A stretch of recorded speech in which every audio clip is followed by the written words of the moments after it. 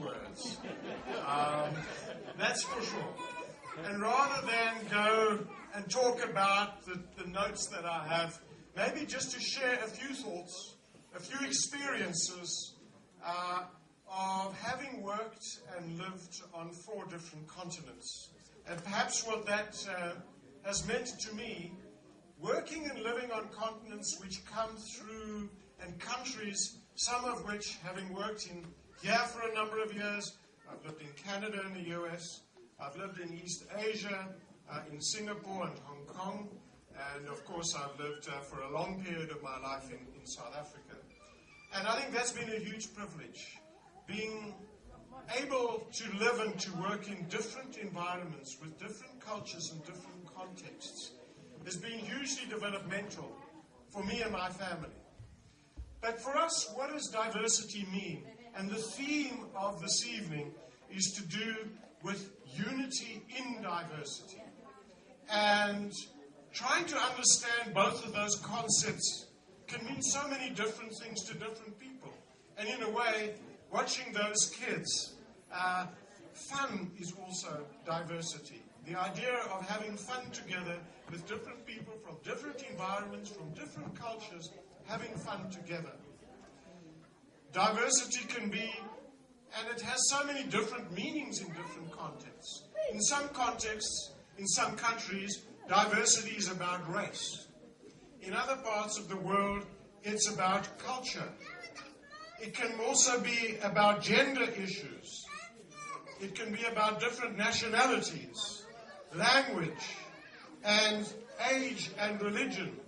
So it's a kind of concept which means different things to different people. And similarly, what does unity mean? Because unity could also be something negative, in that it could be conformity. It could be pressures to all think alike, like groupthink. But unity could also be about collaborating and working together across different cultures, sharing basic common values. And also unity can be about social cohesion in a particular society.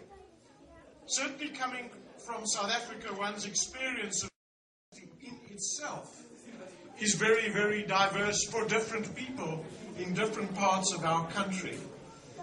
In South America, in a country like Brazil, for example, it can be about a melting pot. In countries such as the US, such as in South Africa, it could be something about setting diversity targets, kind of trying to quantify the process. In others, it's simply about affirming the individual, and the African context talks about diversity using an African term of Ubuntu, which is about identity, and the notion that my identity, the concept of Ubuntu, is to other people. It's a collective, it's a social concept. Whereas in many Western, especially Anglo-Saxon countries, the idea of identity is very much an individualistic value compared to a collective social value. In China, they talk about the concept of guanxi, which is identity around my contacts, my networks, who I know, who my relationships are.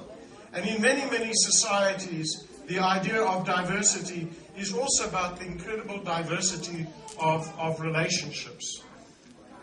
In organizations, which is where I do my work around diversity, it's then also a question of how do organizations actually value diversity? And is it a question, as some companies would do, of setting diversity targets and timetables for achieving representation of different groups? It may be along racial or ethnic or cultural grounds. It may be along gender grounds. It may be a number of different factors. Always diversity about a process of transformation and transforming the culture of an organization. In universities, it's not only about having diversity of different groups and different representation, but what does that mean to the institutional culture?